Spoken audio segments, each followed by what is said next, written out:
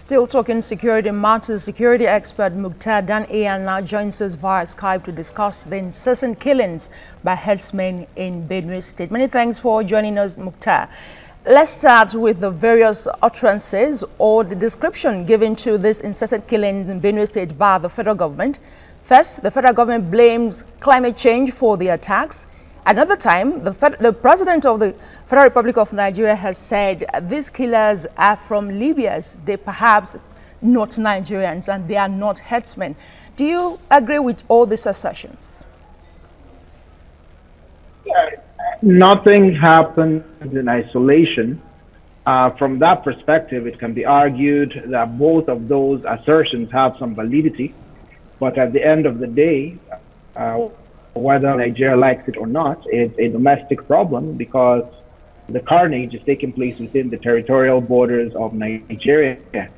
And I think at this point in time, what is most important is we do away with the excuses and the analysis at the federal level, at the governmental level, and instead implement solutions. I don't think the families of those killed really care whether the herdsmen are from Libya or from Timbuktu. I also don't think that the families of those affected really care if it's happening because of climate change or erosion. They just want to live their lives in peace and safety. More importantly to Nigerians is the ability of the government to tackle the incessant killings. Months after more than 70 were buried on live television, the killings continue unabated. What are your thoughts about the capacity of the federal government of Nigeria to tackle these killings? The capacity is there, but the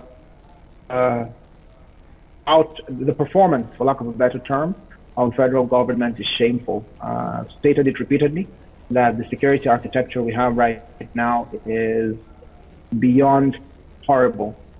We are, I mean, on the governmental level, we are all aware of what's going on, but the government is pretending like this will resolve itself.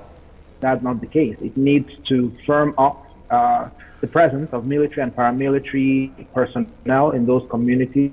It needs to dusk to dawn curfew at the very least, and it needs to show the full strength and will of the federal government in dealing with people who want to continue wreaking havoc on the affected communities. It has chosen not to do most of those things. It's, like this morning, I read that yet another church was attacked and people were killed. This should not be happening. Nigeria is not a failed state.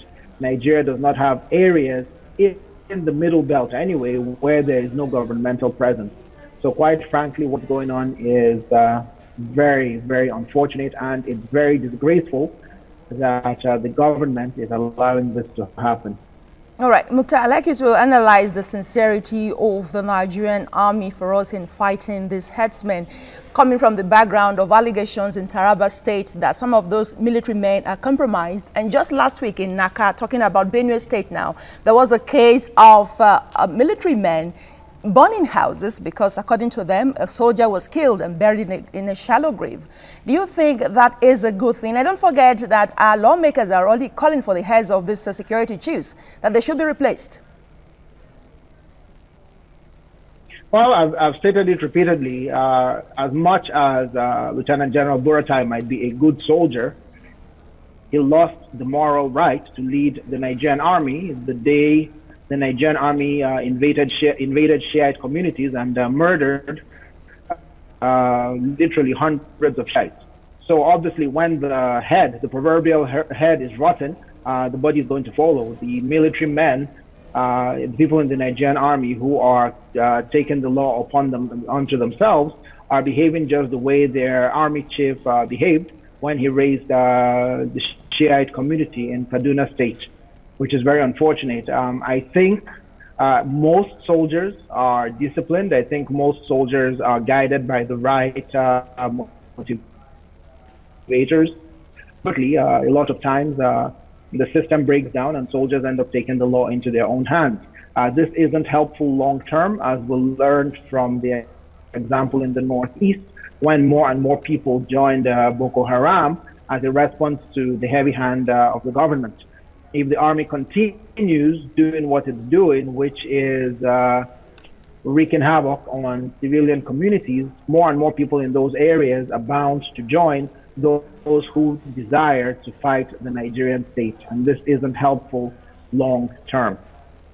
Still pursuing the point about compromise, security operatives being compromised, there are allegations made on this platform also by the president of the Benue Youth Forum that the police chief in that state is withdrawing Benue indigenes from the force and transferring Fulani indigenes into the force. And of course, an evil agenda against the Benue indigenes is being implemented.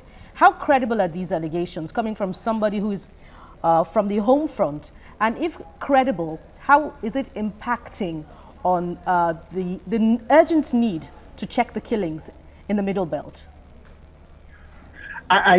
Personally, I don't think that there is an agenda to replace Benue indigenes with Fulani indigenes or people of Fulani ethnic stock in Benue. That I don't think is happening. Are there people who are Fulani who are in the police force who have been deployed to Benue State? Yes. Are there people who are Tiv or Idoma or what have you who are in the police force who have been rotated out of Benue State?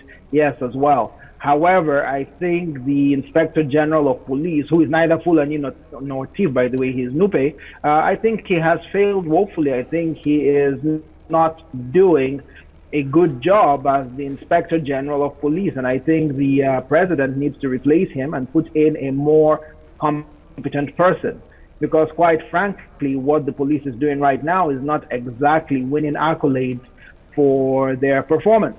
I think the IGP needs to take a more proactive stance than he has taken. I think people in Benue need to know that they don't have to choose between life and death, because the Nigerian police force is there to protect their lives and properties.